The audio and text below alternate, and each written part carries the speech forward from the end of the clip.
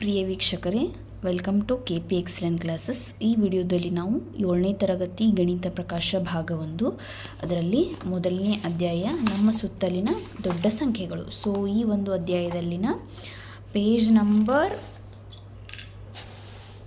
ಎಷ್ಟು ಅಂತಂದರೆ 12. ಸೊ ಈ ಒಂದು ಕ್ವಶನ್ಸನ್ನು ನಾವು ನೋಡ್ತಾ ಹೋಗೋಣ ಬನ್ನಿರಿ. ಅದರದ್ದು ಇಲ್ಲಿದೆ ನೋಡಿರಿ ಕ್ವಶನ್ ಏನಂತ ಇದೆ ಅಂತಂದ್ರೆ 4,63,128 ಪ್ಲಸ್ 4,19,682.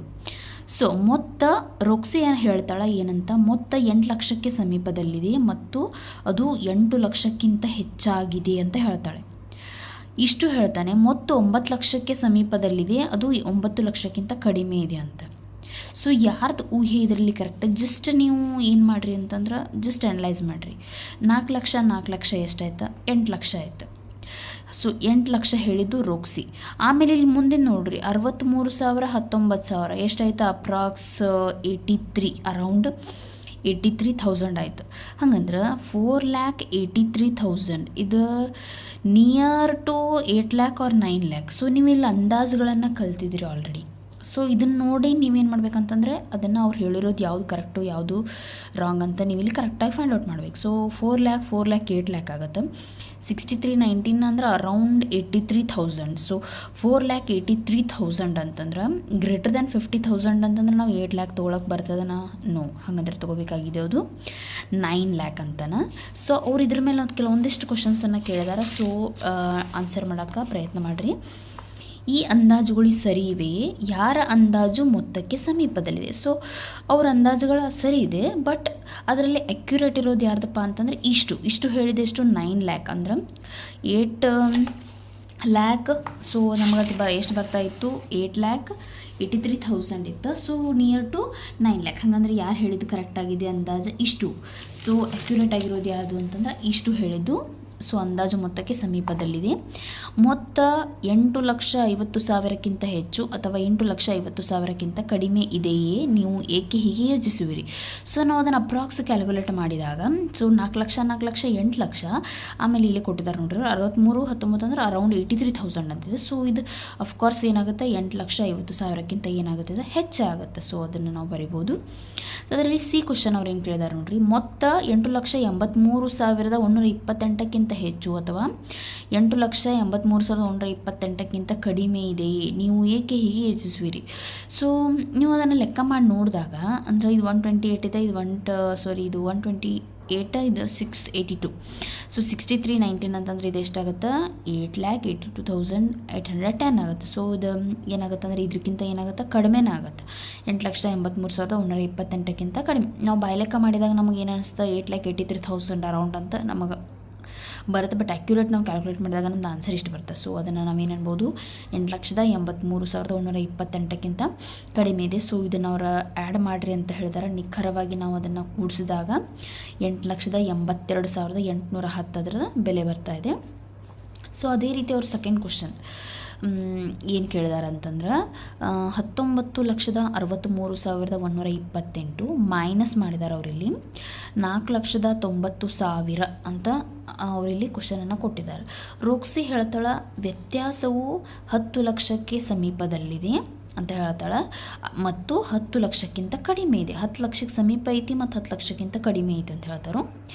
ಆಮೇಲೆ ನೋಡ್ರಿ ಇಷ್ಟು ಹೇಳ್ತಾನೆ, ವ್ಯತ್ಯಾಸವು 9 ಲಕ್ಷಕ್ಕೆ ಸಮೀಪದಲ್ಲಿದೆ ಮತ್ತು 9 ಲಕ್ಷಕ್ಕಿಂತ ಹೆಚ್ಚಿದೆ ಅಂತ ಹೇಳ್ತಾನೆ. ಸೊ ಇದರಲ್ಲಿ ಯಾರು ಊಹೆ ಕರೆಕ್ಟ್ ಅಂತ ನಿಮಗೆ ಅನ್ನಿಸ್ತದೆ? ಕ್ವಶನ್ಸನ್ನು ಕೇಳಿದ್ದಾರೆ. ರೋಕ್ಸಿ ಏನು ಹೇಳ್ತಾಳೆ? ವ್ಯತ್ಯಾಸ 10 ಲಕ್ಷಕ್ಕೆ ಸಮೀಪದಲ್ಲಿದೆ, 10 ಲಕ್ಷಕ್ಕಿಂತ ಕಡಿಮೆ ಇದೆ ಅಂತ ರೋಕ್ಸಿ ಹೇಳ್ತಾಳೆ. ಇಷ್ಟು ಹೇಳ್ತಾನೆ, ವ್ಯತ್ಯಾಸ 9 ಲಕ್ಷಕ್ಕೆ ಸಮೀಪದಲ್ಲಿದೆ, 9 ಲಕ್ಷಕ್ಕಿಂತ ಹೆಚ್ಚಿದೆ ಅಂತ ಹೇಳ್ತಾನೆ. ಸೊ ಇದರಲ್ಲಿ ಯಾರ್ದು ಊಹೆ ಕರೆಕ್ಟ್ ಅಂತ ಕೇಳಿದಾರೆ ಅವರು. ಈ ಅಂದಾಜುಗಳು ಸರಿ ಇವೆಯೇ? ಯಾರ ಅಂದಾಜು ವ್ಯತ್ಯಾಸಕ್ಕೆ ಸಮೀಪದಲ್ಲಿದೆ? ಇಲ್ಲಿ ನೋಡಿರಿ 14ರೊಳಗೆ 4 ಲಕ್ಷ ಕಳೆದ್ರೆ ನಿಮಗೆ ಎಷ್ಟು ಬರುತ್ತೆ? ಅಫ್ಕೋರ್ಸ್ 10 ಲಕ್ಷನೇ ಬರ್ತದೆ.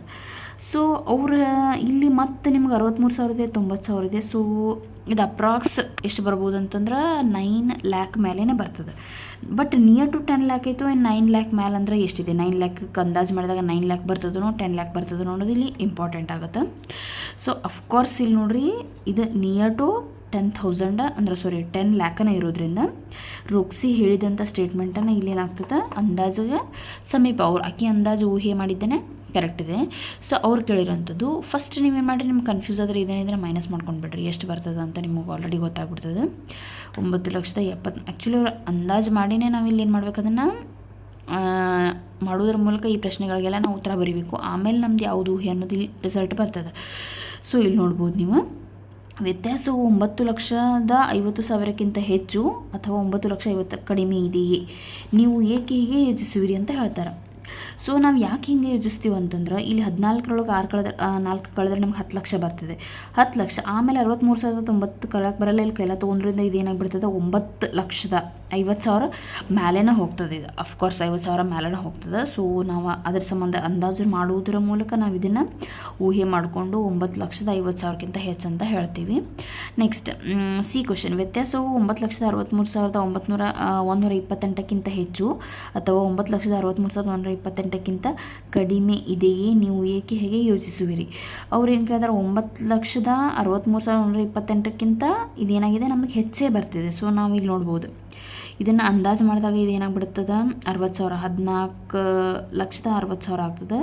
ಇದೇನಾಗ್ತದೆ, ಇದು 4,90,000 ಇದು. ಸೊ ನೀವು ಇದ್ರೊಳಗೆ ಇದನ್ನು ಮೈನಸ್ ಮಾಡಿದಾಗ ನಮ್ಗೆ ಏನು ಬರ್ತದೆ ಅಂತಂದ್ರೆ 63,000ಕ್ಕಿಂತ ನಮಗೇನೇ ಬರ್ತದೆ, 128ಕ್ಕಿಂತ ನಮ್ದು ಆನ್ಸರ್ ಹೆಚ್ಚ ಬರ್ತದೆ. ಸೊ ನಾವು ಮೈನಸ್ ಮಾಡಿದಾಗ ಅಂತಂದ್ರೆ, ಸೊ ನಿಖರವಾದ ಬೆಲೆ ಕೊನೆಗೆ ಅವ್ರು ಏನು ಕೇಳಿದಾರೆ, ನಿಖರವಾದ ಬೆಲೆಯನ್ನು ಕೇಳಿದಾರೆ. 14,63,128 4,90,020 ಇಲ್ಲಿ 20 ಅಂತ ಕೊಟ್ಟಿದ್ದಾರೆ. ಸೊ ಅದನ್ನು 0 ಮಾಡ್ಕೊಂಡ್ಬಿಟ್ರೆ ನೀವು. ಸೊ ಇದರ ನಿಖರವಾದ ಬೆಲೆ ಎಷ್ಟು ಅಂತಂದ್ರೆ 9,73,128.